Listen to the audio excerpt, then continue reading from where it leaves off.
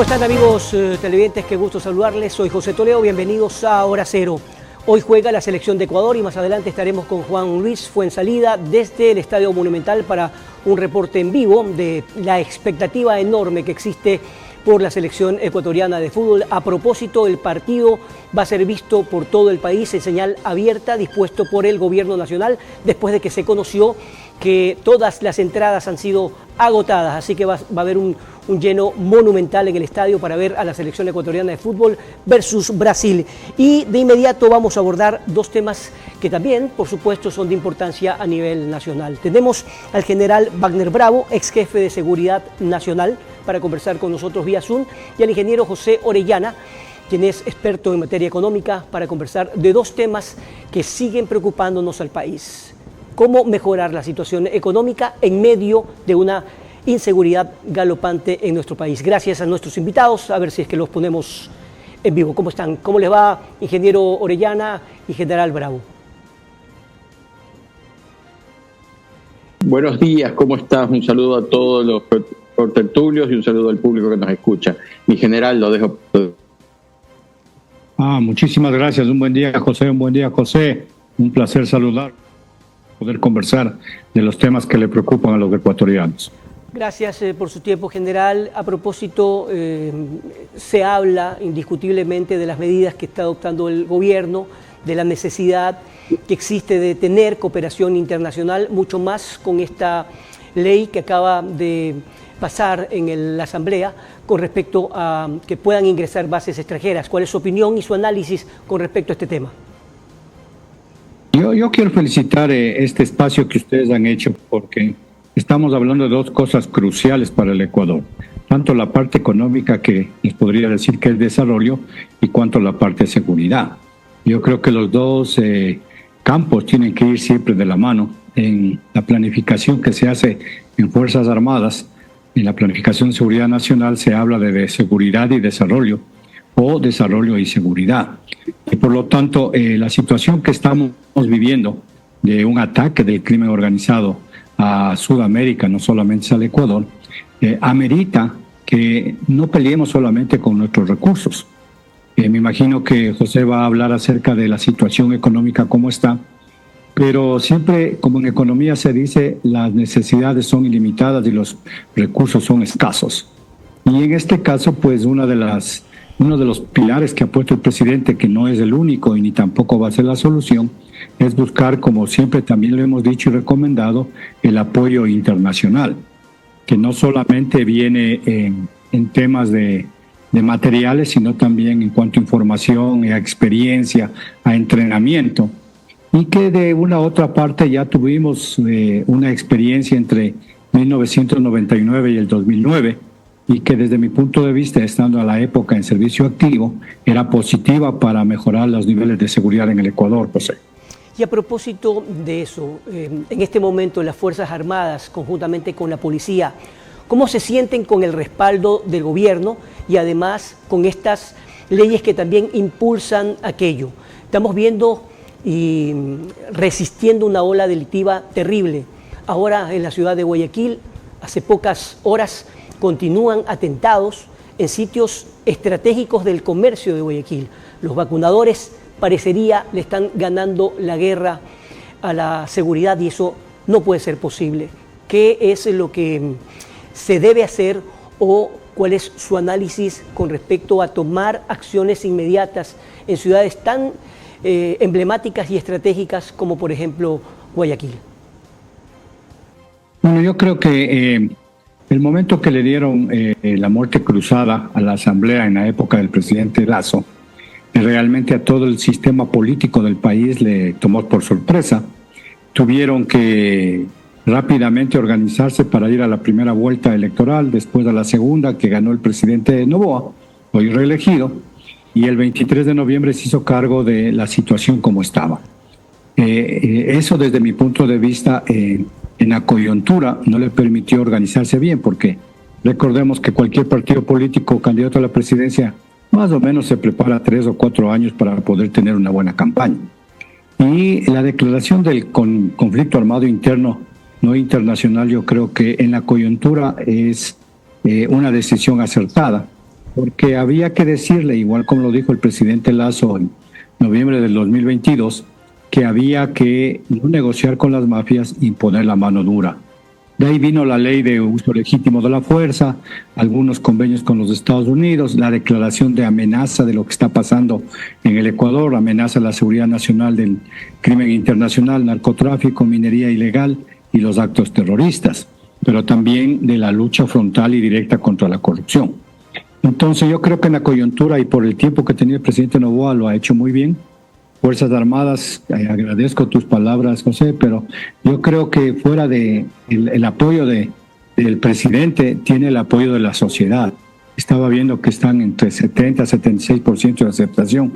Y eso es muy bueno, porque siempre Fuerzas Armadas, con sus capacidades estratégicas disminuidas que las tienen en este momento, están al servicio de la sociedad, haciendo con lo que se tiene.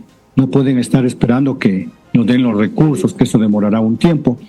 Pero ya hoy que ha sido reelegido el presidente, yo he pedido y sugiero, más que pido, que el presidente nos presente un plan de seguridad integral, un plan de seguridad que involucre a todos los campos, a todas las instituciones públicas, privadas, inclusive a tú, a mí, a José, de tal manera de que todos sepamos cuál es el norte a seguir, tengamos objetivos a cumplir ya en un horizonte de 4 años, que podamos tener las metas intermedias para poderlas medir, que sepamos cuáles son los recursos, qué es lo que tiene que hacer cada uno de ellos, porque como que se le ha dejado al presidente que esté peleando directamente contra esta guerra con Fuerzas Armadas y Policía.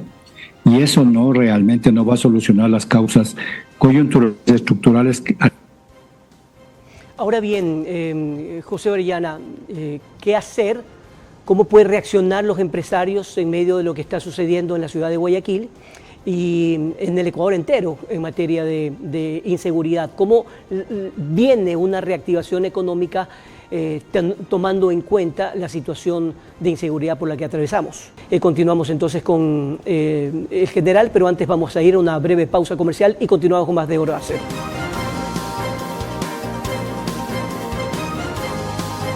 Operativo Centinela 6 desmantela red de lavado de alias Fito en 3 provincias. 6 familiares de alias Fito detenidos, entre ellos la ex esposa y el hermano menor. Empresas criminales desmanteladas. 33 inmuebles allanados, 47 bienes incautados, valorados en más de 13 millones de dólares, golpeando así su economía ilegal. El bloque de seguridad actúa y no vamos a parar. No negociamos con el crimen organizado.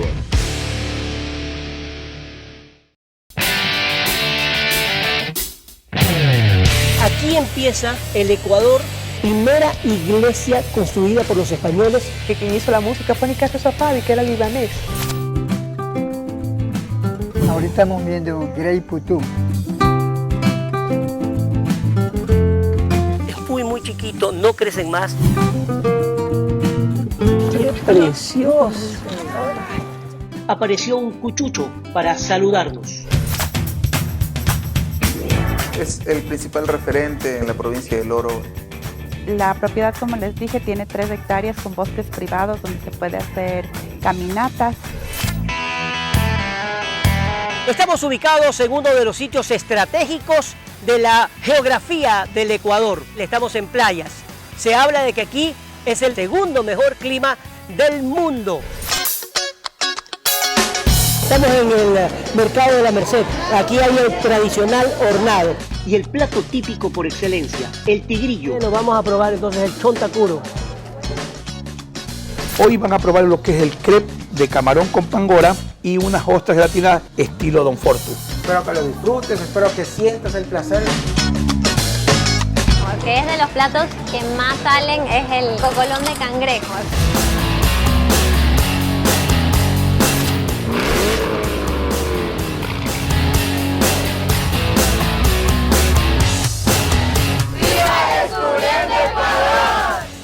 Descubriendo Ecuador con José Toledo.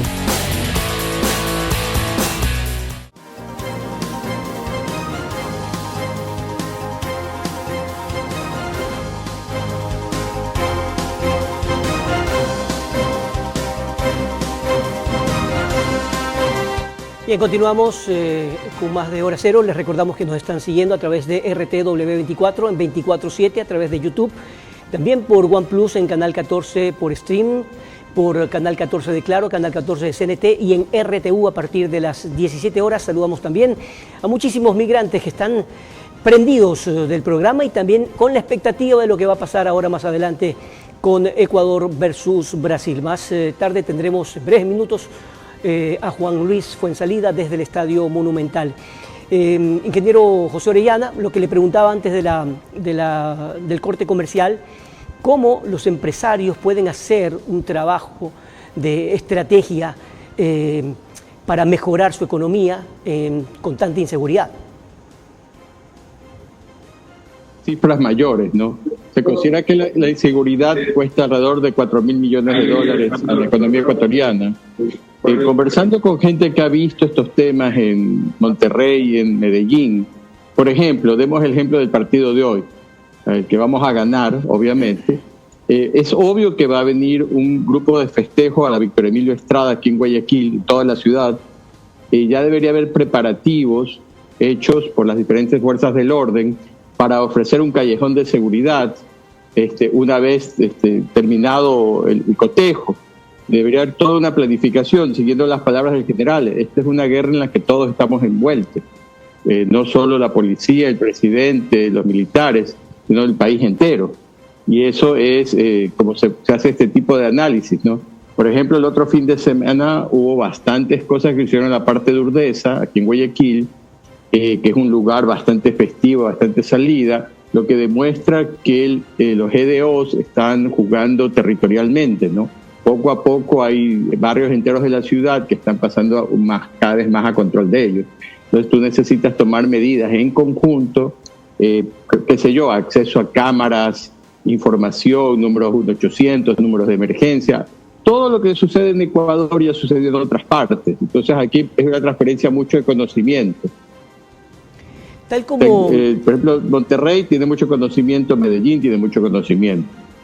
General, tal como ocurrió en su tiempo en Perú, en Colombia, en México, etcétera, el crimen organizado trabaja en función de las falencias de cada ciudad o cada nación. Lo que ha ocurrido, por ejemplo, en la ciudad de Guayaquil va en escala. En algunos barrios, las vacunas. Ahora en sitios como La Bahía, en donde hay una gran cantidad de locales, comercio, que son presa fácil si es que no hay la debida seguridad. No puede ser que ahora se quiera dividir a esta ciudad diciendo que la seguridad le pertenece al municipio o le pertenece al gobierno. Pertenece a todo el Estado. Y las personas que están en La Bahía trabajando, que tienen sus puestos, no necesitan saber si es que es la alcaldía o el gobierno el que tiene que cuidarlo. Necesitan seguridad. ¿Qué plan estratégico se tiene que implementar en esos sitios y, por supuesto, en otros centros comerciales que sin duda son como que están en la mira de la delincuencia? José, como lo decía José hace un minuto, primero vamos a ganar desde luego, pero imagínense que el país ha abierto la señal para que la veamos todos. Quiere decir que a todos nos interesa el tricolor nacional y que ganemos el partido. Así debería ser la seguridad, así debería ser la educación, así debería ser la salud, así debería ser el trabajo. Es decir, que el esfuerzo unido de todos nos va a llevar consolidados con un solo objetivo, con una sola política, a la cual todos empujemos el tren. Pero si vemos desde lejos y no estamos haciendo lo que nos corresponde a cada uno, pues simplemente vamos a estar así. Recordemos que Guayaquil es un puerto. Y la gran mayoría de puertos en el mundo tienen problemas de violencia por esa misma movilidad humana que hay entre la salida y buques de mercadería, de gente, etcétera. Pero José lo decía hace un rato muy conscientemente, nos vamos a preparar para la Víctor Emilio Estrada, si no estoy mal. Eso es prevención. Y para eso hay que, está en la Ley de Seguridad Pública del Estado, hay que conformar el Consejo de Política Criminal. Y su función es determinar qué está pasando, cuáles son sus causas, cuáles son sus posibles soluciones y cuáles son los actores para la represión, que serían Fuerzas Armadas y Policía. Cuáles son los actores estatales o privados que van a ayudar a que se descubra a los delincuentes, que se los ponga en el lugar que corresponde, y cuáles son los actores públicos y privados para hacer un sostenimiento de la sociedad. Y ahí juega mucho el rol lo que tú acabas de decir, José, en cambio, que no tiene que ser Guayaquil, no tiene que ser el Estado, somos todos. Al ciudadano, como lo dices tú, no le interesa a quien le dé seguridad.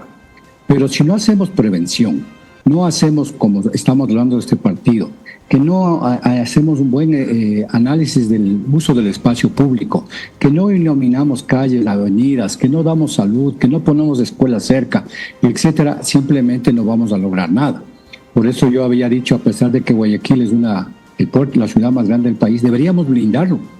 ¿Y quién debe blindarlo? Las autoridades nacionales, con sus representantes en la provincia y en el cantón, las autoridades seccionales, el alcalde, prefecto, los empresarios, los medios de comunicación, los ciudadanos, porque solamente con este esfuerzo lo vamos a hacer. Yo estoy planteando desde hace algún tiempo una veeduría social. Recordemos la Comisión Anticorrupción. No tiene recursos del Estado, no tiene poder sobre el Poder Judicial, pero sí ha hecho buenas investigaciones y ha podido determinar posibles actos de corrupción. Entonces, nosotros creo que deberíamos hacer una veeduría, en Guayaquil, para que se pueda conversar con la alcaldía y que la alcaldía explique al pueblo ecuatoriano, a la ciudad de Guayaquil, a la provincia, al cantón, qué es lo que está haciendo por seguridad. Cierto que, como digo, no es solamente comprar vehículos, ponerles combustible, es buscar fuentes de trabajo, es organizar los parques industriales. No pueden estar desperdigados por toda la ciudad los parques industriales, porque además de causar problemas de habitabilidad, también causan problemas de seguridad. El saber que, se me ocurre lo que acaba de decir José, se está haciendo el quinto puente, o se va a hacer el quinto puente, ¿cómo vamos a proteger ese quinto puente? ¿Qué va a desarrollarse al un lado y al otro? Entonces, deberíamos decir a la policía cuál es su trabajo, cuáles sus objetivos, cuál es su función, cuánta gente tiene, a Fuerzas Armadas, a los empresarios. Tenemos muchas empresas en Guayaquil y en el cantón, y tenemos muchas compañías de seguridad. También hay una organización que ayuda a que las compañías de seguridad tengan gente preparada, que estén entrelazados con policía, con Fuerzas Armadas, con las cámaras de seguridad. Y ahí una parte de lo que tú decías, José y José, el asunto de las vacunas y los secuestros. El Banco Mundial ya nos está poniendo algunos ejemplos en Europa de cuando comenzaron este delito, la resiliencia, esa fortaleza del pueblo ecuatoriano que ha sido demostrado desde mi punto de vista en las últimas feriados que dio el presidente, porque no nos quedamos en la casa. Si estuviéramos con miedo, nos hubiéramos quedado en la casa esperando que no nos vayan a matar. La gente salió, paseó, se fue a la playa, gastó sus dineros, reactivó el turismo. Eso es enfrentarle directamente al crimen organizado. Entonces yo creo que hay que hacer proyectos en los cuales podamos hacer la fortaleza de la bahía, que veo que ha habido explosivos, que no nos asustemos porque alguien me quiere vacunar y pedirles a los ciudadanos, entre esas cosas, que no pasen noticias falsas en las redes. En las redes alguien escucha algo y inmediatamente lo pasa. En este momento, tanto José como yo somos responsables de lo que estamos diciendo. Y eso lo ha puesto a ustedes en el margen. Pero cuando llega una noticia falsa, a veces por morbo, los ciudadanos la pasan y inmediatamente se riega, y lo que hace es hacerles el juego a los delincuentes, crearnos terror. Entonces hay que organizarnos, y para eso la Ley de Seguridad Pública del Estado dice que hay un organismo coordinador, que es la Secretaría de Seguridad Pública del Estado, que la Corte Constitucional indirectamente le está diciendo al presidente: reúne este grupo de organizaciones para que podamos hacer un buen nivel de seguridad. Hay mucho que hacer, pero me parece que el asunto de bases, esta ley de solidaridad que está haciendo, siguen abonando, pero si no nos unimos, el problema va para largo, José. Perfecto, muchísimas gracias al general Wagner Bravo por su tiempo y su importante análisis, al igual que al ingeniero José Orellana. Muchísimas gracias. Vamos a una pausa comercial y volvemos desde el Estadio Monumental con Juan Luis Fuenzalida. Ya regresamos.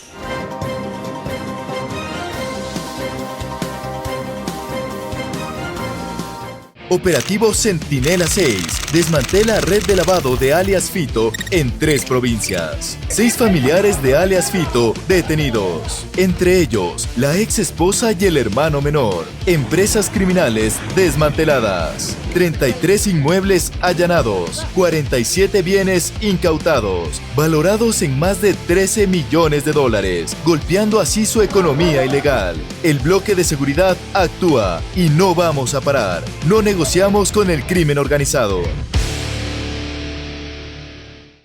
Después de lo que está ocurriendo con la guerra entre Israel y los palestinos de Hamas.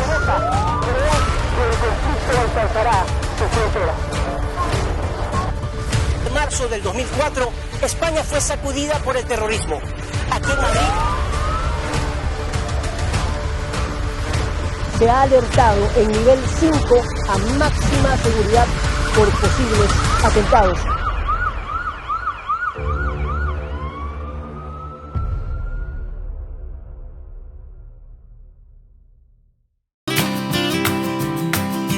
¿Qué significa Yacuviña? Proviene de los vocablos Yacu, que es agua, y Viña eterna. Hace millones de años, cuando la tierra caía, pero alrededor de esto lo que acercaba nunca moría. Esta tierra no queremos perder, porque queremos vivir. Puyango es un lugar bastante representativo, interesante. En cada comunidad quichua existe un chamán. Ellos son guaraníes. Guayaquil también es semillero de cantautores que han hecho historia en Ecuador.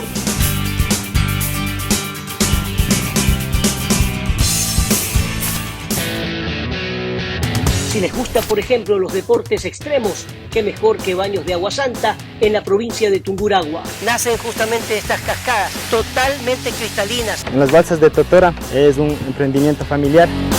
Varias actividades que van desde ciclismo de montaña, puedes hacer media montaña, puedes hacer alta montaña. Sin embargo, lo que van a hacer justamente estas chicas es tener el privilegio de ver la caída del sol al último instante.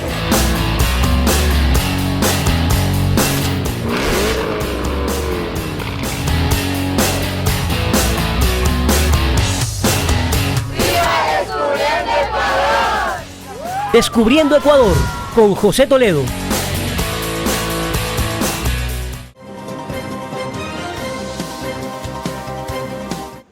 Ya estamos con Juan Luis Fuensalida desde el Estadio Monumental en vivo para que nos relate lo que está ocurriendo ahora. Hay muchísima expectativa por el encuentro entre Brasil versus Ecuador o Ecuador versus Brasil. Adelante, Juan Luis, ¿cómo estás? ¿Cómo te va? ¿Cómo te va, José? Un saludo a toda la audiencia. Nos encontramos aquí en el Estadio Monumental con todavía bastante tranquilidad, pese a que obviamente ya se han cerrado las vías de la avenida Barcelona. Hay que recordar a la gente que desde la zona de Portete y el puente de 17, la avenida Barcelona está cerrada. Así que la gente que viene al estadio va a tener que venir caminando. Todavía no hay mucha afluencia de público, solamente vemos muchos vehículos de seguridad, de la policía, del municipio, del ATM, así que bueno, la gente puede estar tranquila porque está totalmente garantizada la seguridad para esta tarde-noche.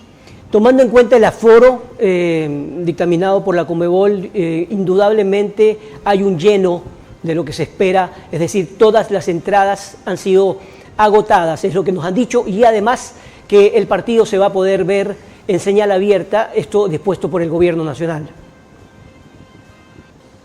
Sí, correcto. Hay una sanción por parte de Conmebol del partido anterior, que hubo algunos cánticos racistas, por lo cual le quita cierta parte del aforo, pero eso no significa que vamos a tener un estadio completamente lleno. Vamos a tener cerca de unas 40.000 a 45.000 personas, así que va a quedar un espacio que bueno, eso le va a dar un pulmón, digamos, al Estadio Monumental, ¿no? Bien, ¿cómo están las dos selecciones y sobre todo la nuestra? ¿Ya tenemos una alineación? Bueno, todavía está la expectativa si está o no está Ener Valencia. Ayer Sebastián Becasese manifestó que estaba entre algodones, que iban a esperar hasta el último momento para que pudiera estar. En todo caso, se especula que en su reemplazo podría estar John Yeboah, acompañado de Kevin Rodríguez. A propósito de eso, tenemos un video de la rueda de prensa del técnico ecuatoriano. Reconocimiento a la cercanía con la gente de nuestros futbolistas. Es algo que a mí realmente me nace eso, ¿no? Que mis futbolistas se acerquen y puedan sacarse una foto con su gente, estar cerca. Es algo que lo hablamos mucho con ellos y ellos tienen mucha humildad. Hacen horas y horas de vuelo y cansados y vienen y hablan con ustedes, con la prensa, no se quejan, entrenan en doble turno. La verdad que en eso estamos generando esos que vos manifestás. Comparto lo de Ancelotti también. Y después, ¿cuál es nuestro plus? La posibilidad de cambiar la historia. Eso mueve mucho, ¿no? De decir, bueno, pucha, después de 21 años tenemos la posibilidad de cambiar esa sensación, ¿no? De dolor que genera una derrota. Salir de ese espacio y tener el entusiasmo y la convicción y la fe para, respetando al rival, pero sabiendo también que tenemos a chicos con muchas ganas, con mucha hambre, con mucha energía, para que puedan hacer un partido único y que lo recuerden como fue con Colombia, ¿no? Entonces eso moviliza mucho y eso también juega. Yo creo que la gente también va a jugar, la gente va a vibrar y va a sentir y va a transmitir también el apoyo. Yo le pido eso a la gente, ¿no? Si me permiten, que apoyen a los jóvenes, que apoyen a este grupo de chicos que están muy comprometidos y que, bueno, producto de algunas bajas que tenemos arriba, vamos a necesitar de ese aliento permanente. Así que creo que tenemos ese plus para acercarnos a eso que vos manifestabas anteriormente, ¿no? Ayer Carlo Ancelotti, conjuntamente con el equipo brasileño, entrenó ya en el estadio y revisaba algunos videos y realmente me daba mucha risa algunas anécdotas, porque le contaban al técnico sin duda que en ese estadio juega el equipo más importante de este país, el más popular, que es Barcelona. Y entonces me imagino le decían, hasta acá te sigue Barcelona, no precisamente de España, pero sin duda alguna veía que revisaba cada uno de los escudos, etcétera, y le tiene que haber llamado y mucho la atención todo aquello. Pero ¿cuál es la expectativa que hay con respecto a la alineación de los brasileños? Y parecería que hay como además una disputa entre los técnicos, que ambos se han mandado lisonjas en cada una de las ruedas de prensa y declaraciones que han dado, Juan Luis. Sí, de acuerdo. Carlo Ancelotti habló muy bien de Sebastián Becasese y de la forma como está jugando Ecuador. Destacó también la presencia de Moisés Caicedo, campeón de la Conference League. También destacó lo de William Pacho, de haber ganado la Champions League, señalando el mismo que es uno de los mejores defensas del mundo. Y obviamente tiene tan poco tiempo trabajando que él apela más a las individualidades, a un sistema que él puede implantar, ya que realmente Carlo Ancelotti no ha podido hacer un entrenamiento muy largo, ¿no? Entonces, simplemente le va a tocar poner los 11 que él considera.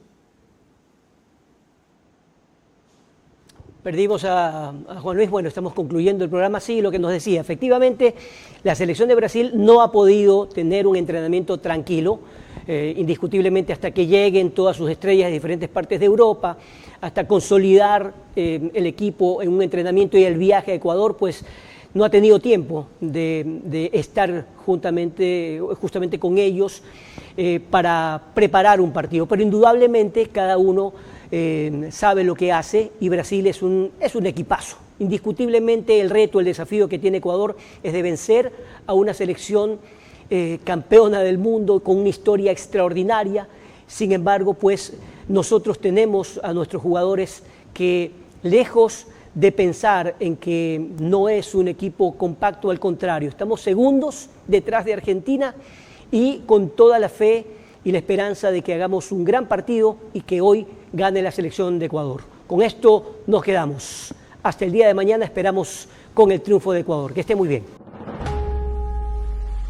Los ecuatorianos que salieron del país en 1989, huyendo de la crisis bancaria y llegando a diferentes partes de Europa, han superado la crisis. Mi mamá aceptó, siempre pensó que nosotros tenemos que estudiar para tener más libertad y para tener todas las competencias para salir adelante en cualquier país y en cualquier parte del mundo. Han venido de mucho tiempo y hay ecuatorianos de tercera, segunda generación. Empecé trabajando como vendedor de la Nissan. Hoy por hoy manejamos 17 empresas en toda Europa. Ahora los ecuatorianos están entrando en otros contextos, por ejemplo en lo que son organización de muestras. Conoceremos sus testimonios, sus historias, en un documental especial para el Ecuador.